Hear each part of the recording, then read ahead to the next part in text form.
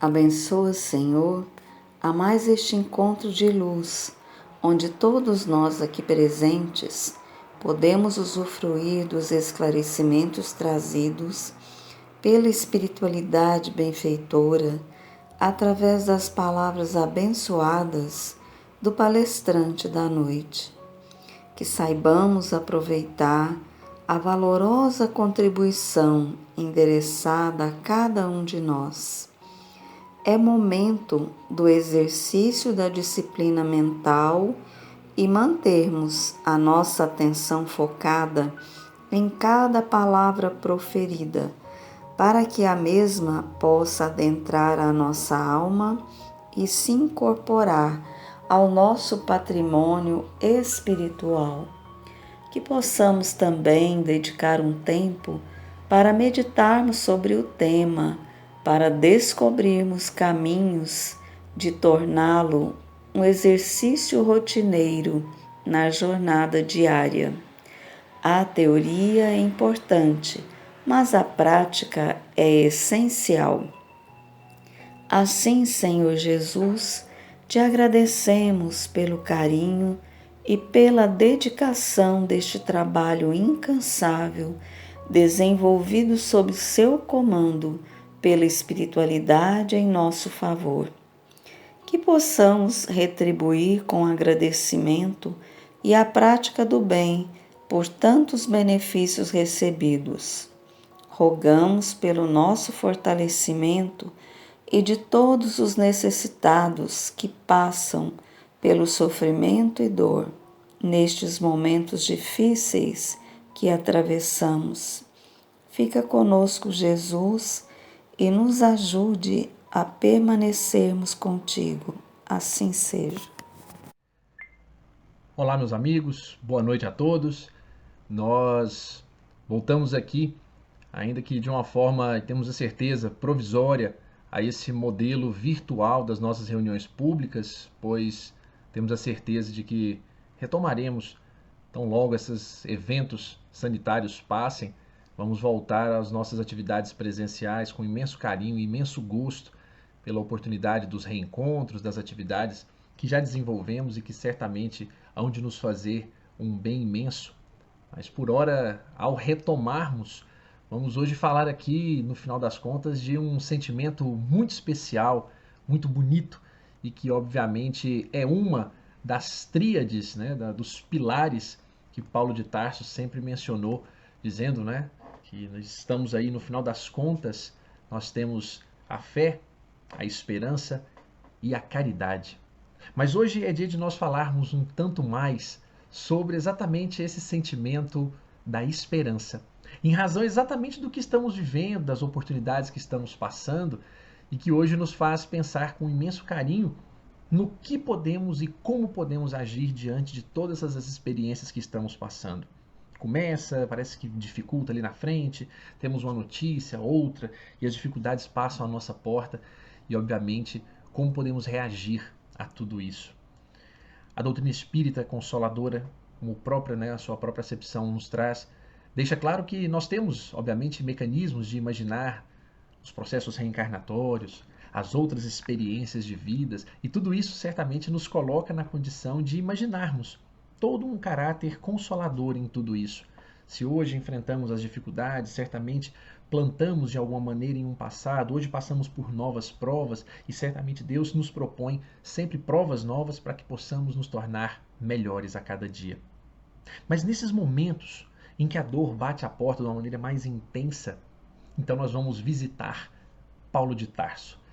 Paulo de Tarso, comentado sobre a sabedoria e o primor da análise de Emmanuel, que no livro Vinha de Luz, na mensagem denominada Esperança, nos começa já com uma carta encaminhada aos Romanos, no seu capítulo 15, em que Paulo ali mostra que o objetivo de tudo o que foi feito, de tudo o que foi construído, escrito, ensinado às pessoas, muito mais do que saber a teoria, era para despertar ou entregar a cada uma delas esperança. E é exatamente esse trecho que é comentado por Emmanuel que nós vamos hoje de alguma maneira tratar aqui de forma rápida, porque obviamente isso demandaria horas de estudo, reflexões, mas de uma maneira muito simples. Quando lemos então o versículo 4 da carta aos Romanos, no seu capítulo 15, diz assim Paulo: porque tudo o que dantes foi escrito, para nosso ensino foi escrito, para que pela paciência e consolação das Escrituras tenhamos esperança. Para que pela paciência e consolação tenhamos esperança. Então a esperança não é simplesmente um ato de esperar algo. A ideia maior, como já falamos em outras oportunidades, o verbo de esperançar está associado claramente a essa noção de uma conjuntura de paciência e consolo. Não é no nosso tempo, nem da nossa forma, nem do nosso jeito. Mas ainda assim, quando começamos a perceber e a confiar, obviamente, nesse planejamento divino, nessa construção que não perde um detalhe, como eu ouvia quando criança, nenhuma folhinha da árvore cai sem que Deus o saiba. Quando assim passamos a entender que se uma folha merece o cuidado do Criador, todos nós, seres, obviamente neste mundo, nós aqui os seres que coordenamos neste instante a evolução desse planeta, Deus há de cuidar com muito mais zelo, com muito mais empenho. E é assim que Emmanuel, então, já introduz essa mensagem dizendo-nos que a esperança é a luz do cristão. A esperança é a luz do cristão, porque obviamente o cristianismo, este bem vivido, o cristianismo original, o cristianismo de Jesus, as palavras de Jesus em hora nenhuma eram para derrotar, eram para nos massacrar, era para ressaltar a dor, mas do contrário, era para ressaltar a esperança do tratamento, da cura, da passagem, da renovação, da mudança. Assim ele se dirige a Pedro, quando obviamente ele diz que ali por ele falava o Pai por inspiração. Ali ele se dirige a todos os apóstolos, a Tomé, quando naquele momento da dúvida oferta a ele então o toque das chagas, não para jogar na cara dele, tá aqui, ó, você tá errado. Não, mas para dar a ele, obviamente, uma esperança que estava perdida, estava aprisionada na sua maneira de pensar. Então, em cada uma das circunstâncias em que nós vivemos, nós começamos a perceber que Deus nos oferta circunstâncias para reluzirmos, para brilharmos. Então, todo o nosso conhecimento, as experiências dolorosas, as dificuldades que passamos, ao invés de passarmos isso adiante como um grande recado de tristeza, de que o mundo não está bom ou de que nada está legal, por que não mostrar que nós vencemos, que superamos, ou que estamos trabalhando para cuidarmos, sermos melhores naquele aspecto? Isso já produz luz. Então Emmanuel reforça dizendo: nem todos conseguem, por enquanto, o voo sublime da fé, mas a força da esperança é tesouro comum. Porque no final das contas, esse voo da fé deixa muito claro, e obviamente isso é trazido no Evangelho segundo o Espiritismo também, que a esperança, assim como a caridade, são filhas da fé.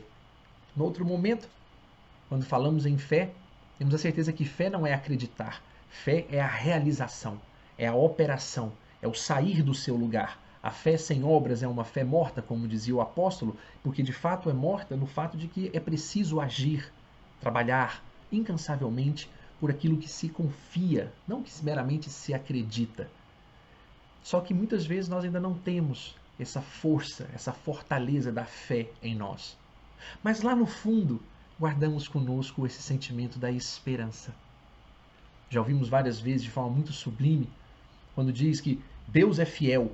Deus é fiel porque, obviamente, entrega, não falha.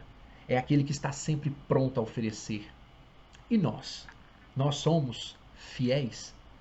Muitas vezes fraquejamos, faltamos nesse exercício de fé, mas guardamos conosco a certeza de que se fé é o nosso ato de agir e transformar, a esperança é a certeza absoluta e plena de que Deus há de completar esse trabalho, há de fazer-nos a entrega. Então, enquanto estamos aqui com fé realizando, Deus, confirmando a nossa esperança, nos entrega também. Numa situação belíssima em que fé, caridade e esperança se intercambiam e nós começamos então a perceber que a lógica do mundo não é de destruição, mas do contrário, de transformação. Não é de maledicência, mas do contrário, de um amor que ainda precisa desenvolver-se. E assim, Emmanuel ainda continua dizendo: nem todos podem oferecer quando querem o pão do corpo e a lição espiritual, mas ninguém na terra está impedido de espalhar os benefícios da esperança. Lembro-me bem quando meu pai muitas vezes estava ali adoecido e as pessoas às vezes falavam assim: fica calmo, vai passar. Às vezes meu pai perguntava: mas eles acreditam mesmo nisso? E eu pensava comigo: eles podem até não acreditar, não querem ou não têm ainda a condição de oferecer o pão do corpo, uma lição espiritual verdadeira, mas eles estão lutando para ter esperança. Então dizem para si mesmos: vai passar. E entregam isso ao outro: vai passar. Por enquanto é o que podem, porque lá no fundo nem pensam na possibilidade que vai dar errado, mas lutam, se esforçam, porque há uma sementeira guardada dentro de nós chamada esperança. Que é essa confiança plena de que Deus há de corrigir, há de acertar aquilo que nós entendemos que está errado, mas não está. Está, obviamente, dentro dos planos perfeitos da criação.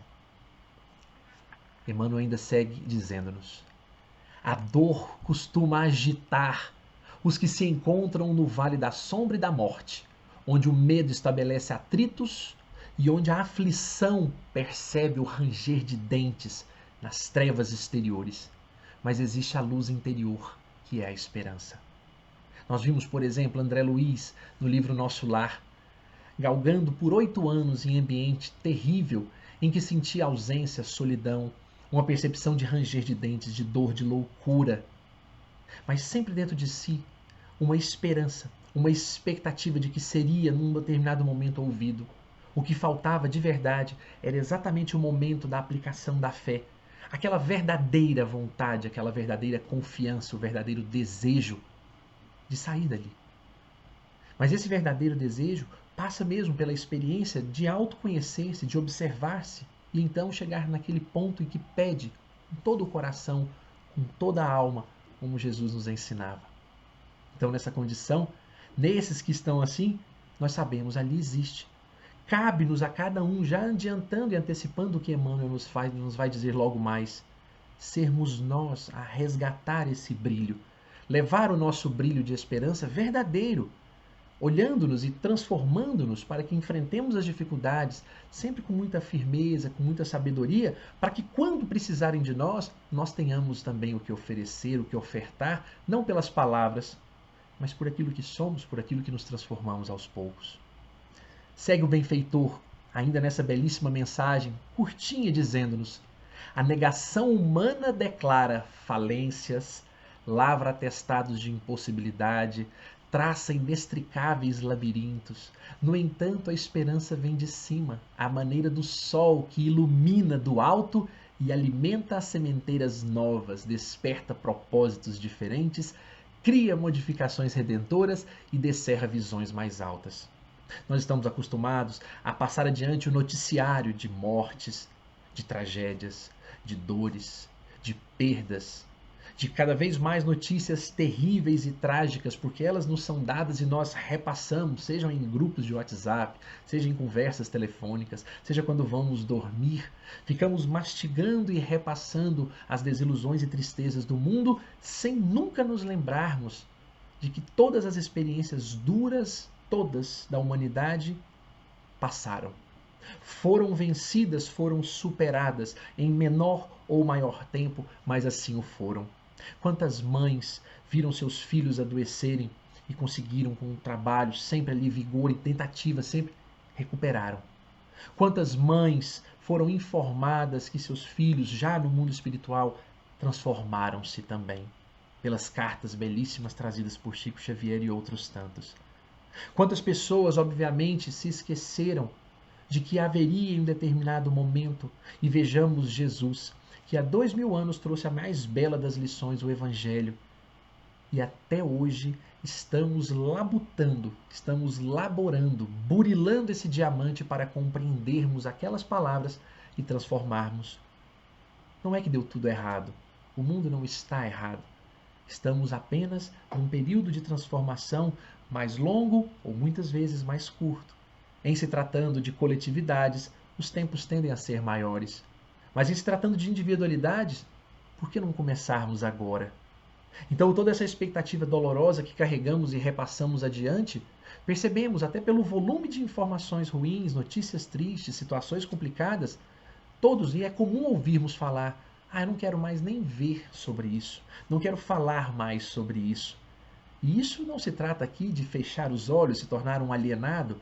No final das contas, trata-se de encarar as experiências e saber como, na verdade, interpretá-las, sob uma ótica pessimista, maledicente ou uma ótica esperançosa de renovação. É por isso que a esperança, como diz Emmanuel, provém do alto e desperta essas modificações redentoras, descerra-nos uma visão mais alta e nos mostra como enxergar a vida sob outra ótica, não sob uma ótica de tragédia, de perseguição, de maus tratos, como se Deus fosse um pai inquiridor, perseguidor e que nos maltrata de alguma forma.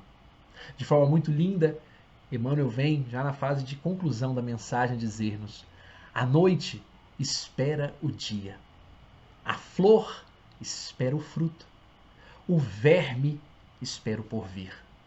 Já aqui, o benfeitor já nos mostra: o homem, na atual condição, ele espera luz, ele espera a paz, ele espera verdadeiramente um mundo diferente. E explica-nos: o homem, ainda mesmo que se mergulhe na descrença ou na dúvida, na lágrima ou na dilaceração, será socorrido por Deus com a indicação do futuro. Porque nós guardamos conosco essa certeza plena de um mundo renovado. Foi-nos informado, escutamos sobre isso, seja ele em qualquer crença, em qualquer credo, em qualquer religião. Fala-se em vida eterna, em céu, em qualquer ambiente, em qualquer forma de interpretação, a doutrina espírita que nos fala claramente dessa modificação interna, em que para alcançarmos esse chamado céu, a transformação íntima, se tivermos tido paz de consciência, a verdadeira felicidade plena caminhando conosco, o céu anda para nós aonde nós formos. Não é um local, mas obviamente uma condição. Então sempre estaremos ali, porque olharemos, mesmo a tragédia mais dura, olharemos com amor e devoção. Olharemos com o olhar de piedade, que de forma muito sábia no Evangelho segundo o Espiritismo, no capítulo que trata sobre piedade, vemos ali falar que, embora melancólica, é exatamente uma espécie de sementeira da caridade. É quando começamos a observar o irmão e, vendo nele a dor, nós nos entregamos. É uma precursora da caridade. É preciso vencer a indiferença, é preciso vencer a desmotivação, é preciso ter esperança. Porque só vamos auxiliar aquele que sofre se percebermos que há esperança naquele quadro. E me lembro de forma muito bonita que eu vi certa vez, numa conversa com amigos que passavam por um enfrentamento, em que um senhor da casa estava envolvido com problemas severíssimos de bebida alcoólica. E alguém disse: mas não adianta nada rezar, não adianta nada fazer o tratamento, ele não para. E então ouvi uma certa vez um amigo nos dizer naquele grupo, de forma muito espetacular: lá na frente, numa outra vida, ainda que seja numa outra vida, e ele então abandonar ou deixar, ele vai se lembrar que não desistiram dele. Se desistirmos agora de fazer-lhes as preces, levarmos a tratamento, buscarmos um tratamento ainda que à distância, talvez ele se sinta abandonado, perdido, desolado e ainda mais sem esperança. A manutenção do esforço em amparar e socorrer faz parte de um processo, obviamente, que conduz a levar-nos a brilhar a esperança alheia. A não deixar que esse brilho, essa luz, como já disse Emmanuel, que a esperança é a luz do cristão, que essa luz se apague, se diminua a tal ponto que nós não conseguimos resgatá-la. Então é fazer como a famosa história das velas, em que há uma vela no meio de um quarto escuro. Nós vamos então com uma outra vela, pegamos a vela, acendemos e temos 2 velas. Pegamos uma terceira, acendemos e temos 3 velas. E a primeira não se apaga e todas as outras se acendem e de repente temos centenas de luzes, centenas de velas dentro de um quarto, obviamente não mais escuro como antes. Então essa proposta, obviamente, passa pelo o caráter da piedade, em que observamos o mundo, observamos o amigo, colega de trabalho, que precisa muito mais do que a nossa ajuda técnica, precisa de uma pergunta honesta: como vai você hoje? Como vai a sua família? Como está a sua esposa que adoeceu? Como está a sua mãe no tratamento que vem fazendo? E você, está bem? Bom dia! Que bom que você veio ao trabalho. Que bom que você se recuperou. Palavras como essa reforçam, reestruturam a esperança que cada um de nós carrega conosco de dias melhores. E no final das contas todos falamos: nossa, a gente precisa tanto de pessoas assim. Por que nós não somos as pessoas assim? Esse recado, esse convite, é exatamente o que traz aqui no Evangelho segundo o Espiritismo, nesse capítulo A Piedade, reforçando-nos a importância de abrirmos os olhos de ver para enxergarmos aos nossos lados e os ouvidos de ouvir para percebermos quem precisa de amparo e de socorro. Emmanuel então conclui a sua belíssima mensagem dizendo-nos: Jesus, na condição de mestre divino, sabe que os aprendizes nem sempre poderão acertar inteiramente. Nós ainda somos imperfeitos, não temos condição de fazer tudo o melhor por todos. Que os erros são próprios da escola evolutiva. E por isso mesmo, a esperança é um dos cânticos sublimes do seu evangelho de amor. Porque não depende de instrução, de conhecimento, é algo nosso, é algo interno. Mesmo aquele mais descrente, no final das contas, ele ainda diz: vai passar, isso vai melhorar, isso já passou, vai passar de novo agora e vamos sair dessa juntos. Então que guardemos essa certeza de que, obviamente, como encerra aqui a mensagem do benfeitor nos dizendo: imensas têm sido até hoje as nossas quedas, mas a confiança do Cristo é sempre maior. Ele não veio aqui deixar o Evangelho sem ter essa certeza, essa esperança viva de que vai acontecer essa grande modificação humana da maneira de proceder. Não nos percamos em lamentações. Todo momento é instante de ouvir aquele que pronunciou o vinde a mim. Estamos naquela situação dura, difícil conosco, na nossa vida, nas experiências. Vinde a mim, vós que estáis aflitos, e eu vos aliviarei. Não vou retirar o problema, não vou apagar as dores, eu vou aliviar, para que cada um consiga superar isso e manter viva essa esperança que todos nós temos. E concluindo, não só a nossa reunião de hoje, mas a mensagem, Emmanuel então reforça a palavra lá de Paulo de Tarso, de que tudo foi criado para que tivéssemos paciência, consolo e compreendêssemos a esperança, nos dizendo então: levantemo-nos e prossigamos, convictos de que o Senhor nos ofereceu a luz da esperança, a fim de acendermos em nós mesmos a luz da santificação espiritual. Levantemo-nos e prossigamos. Muito mais do que despertarmos por hora a luz e o brilho naquele que conosco caminha, quando assim o fazemos, já estamos tocando quem está ao nosso lado, já estamos fazendo a nossa parte e hão de nos enxergar e sentir o brilho que nós emitimos e vão passar a brilhar também, e isso vai fazer com que todas as experiências, sejam elas as mais terríveis, nos piores presídios, nos grandes hospitais, nas circunstâncias de rua ou dentro de nossos lares, nas brigas, nas imperfeições, nas violências psíquicas, físicas de toda a ordem, nós tenhamos certamente guardado conosco esse sentimento de esperança e passamos então a agir com essa fé, com esse desígnio e entendemos que tudo isso faz parte de um processo denominado amor. Que Deus nos abençoe nesse processo, nesse grande projeto, transforme nossas vidas e encante os nossos corações para que nós então possamos compreender verdadeiramente que o consolo, a grande consolação já chegou a cada um de nós, basta que tenhamos ouvidos de ouvir e olhos de ver. Um abraço a todos, que Deus nos abençoe nessa parte, nessa fase, e que estejamos juntos no presencial tão logo possível. Mestre Jesus, tu nos dissestes que quando estivéssemos 2 ou mais pessoas reunidas em teu nome, ali tu estarias. Nesta certeza, peço a tua proteção e de teus mensageiros para esse estudo, que possamos levar este ensinamento para nossos dias, pois depende somente de nós para que sejamos hoje melhores que ontem e amanhã melhor que hoje. E durante o descanso de nosso corpo físico, possamos trabalhar e estudar em tua seara. E assim seja.